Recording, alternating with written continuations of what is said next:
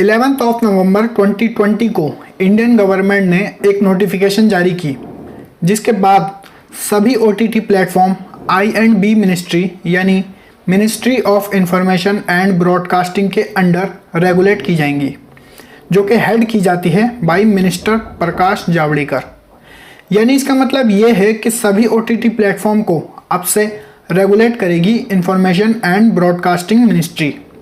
लेकिन फ़िलहाल इसके लिए अभी कोई गाइडलाइन जारी नहीं की गई है।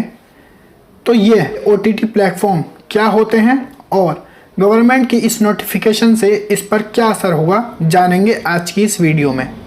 तो फ्रेंड्स, कैसे हैं आप लोग? मैं हूं आपके साथ अजीज़ अहमद और स्वागत है आप सभी का आपके अपने YouTube channel GK study hive पर।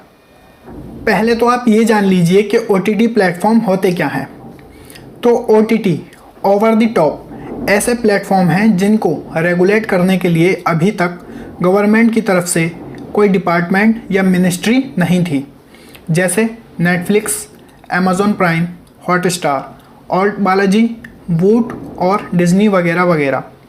हालांकि इससे पहले भी इंडियन गवर्नमेंट इसको लेकर इशारा दे चुकी थी कि वो जल्द ही OTT प्लेटफॉर्म को रेगुलेट कर सकती है, और जिसके चलते 2019 में ही 8 वीडियो स्ट्रीमिंग प्लेटफॉर्म ने इसके लिए एक सेल्फ रेगुलेटरी कोड बनाए, जिसमें कंटेंट को लेकर गाइडलाइन और प्रिंसिपल थे, जो 5 टाइप के कंटेंट को प्रोहिबिटेड करता था, जैसे जो जानबूझकर और गलत वे में नेशनल एम्ब्लेम और नेशनल फ्लैग का अपमान दिखाता हो, कोई ऐसी कहानी, लाइन या कोई ऐसा सीन जो चाइल्ड पोर्नोग्राफी को बढ़ावा देता हो, कुछ ऐसा जो धार्मिक भावनाओं को ठेस पहुंचाता हो, कुछ ऐसा जो आतंकवाद को बढ़ावा देता हो, और या कुछ ऐसा जो इंडियन जुडिशरी के अगेंस्ट हो।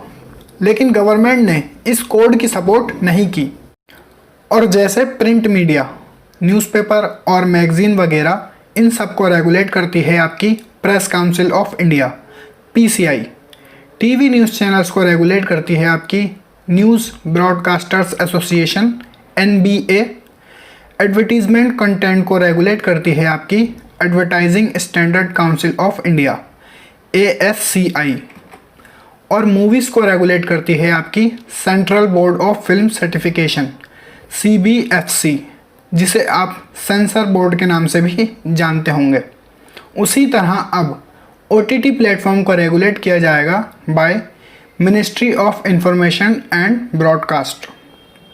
आप सभी को पता है कि लॉकडाउन लगने के बाद से ही सभी थिएटर्स बंद हो गए थे, जिसकी वजह से बहुत सी मूवीज़ की रिलीजिंग को रोकना पड़ा था, और जिसके बाद बहुत सी मूवीज़ के प्रोड्यूसर ने अपनी मूवीज़ को रिलीज़ करने के लिए रुख किया OTT प्लेटफॉर्म का।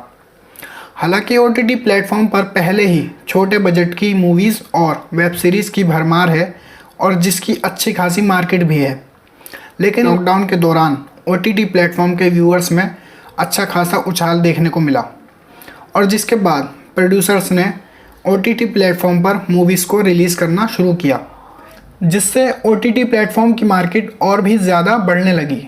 और जहां मार्च 2019 के एंड तक OTT प्लेटफॉर्म की 500 करोड़ की मार्केट के साथ 17 करोड़ यूज़र्स थे, वहीं 2025 के एंड तक इसकी मार्केट 4000 करोड़ होने का अंदाज़ा लगाया जा रहा है। साथ ही OTT प्लेटफॉर्म्स ने ऑडियो वीडियो होस्टिंग और स्ट्रीमिंग सर्विस के साथ साथ ही अपनी खुद की प्रोडक्शन भी शुरू कर दी है, यानी ये अपनी खुद की मूवीज़ और वेब सीरीज़ भी बना रहे हैं। तो ये सब अचानक नहीं हुआ कि अचानक से गवर्नमेंट ने OTT प्लेटफॉर्म को रेगुलेट करने और इसको ministry of information and broadcasting के अंडर देने का फैसला किया हो, बल्कि पहले से ही इस पर गवर्नमेंट की नज़र बनी हुई थी, और साथ ही इसके लिए कुछ दिन पहले PIL भी फाइल की गई थी, जो OTT प्लेटफॉर्म के रेगुलेशन को लेकर की गई थी, जिसके बाद सुप्रीम कोर्ट ने इंडियन गवर्नमेंट से इसको लेकर जवाब मांगा था। और अब रिप्लाई में इंडियन गवर्नमेंट ने OTT प्लेटफॉर्म को रेगुलेट करने का फ़ैसला लिया है। अब आप गवर्नमेंट के इस फैसले को दो तरह से देख सकते हैं, सही और गलत। तो इसमें गलत ये है कि अब शायद आप Delhi crime, criminal justice, inside edge, scam 1992 और स्पेशल ओप्स जैसे प्रोग्राम ना देख पाएँ। ये और ऐसी बहुत सी स्टोरीज़ हैं जिनसे बहुत कुछ सीखने को मिलता है और जो गवर्नमेंट द्वारा रेगुलेट करने के बाद शायद आपको देखने को ना मिले। दूसरी तरफ इसमें सही ये है कि आपको पता होगा कि कई OTT प्लेटफॉर्म ने वेब सीरीज़ और मूवीज़ में बहुत ज़्यादा ही वायलेंस और सेक्सुअल सीन दिखाए जाते हैं, तो इसको लेकर गवर्नमेंट रेगुलेट कर सकती है। लेकिन इसमें एक बात ये भी है कि जब पहले ही OTT प्लेटफॉर्म ने अपने सेल्फ रेगुलेटर कोड बनाए हुए हैं और यूज़र को ये राइट दे दिया गया है और पहले ही बता दिया गया है कि इस कंटेंट में ये है, एज रिस्ट्रिक्शन ये है, लेकिन गवर्नमेंट इस सेल्फ रेगुलेट कोड को सपोर्ट नहीं करती।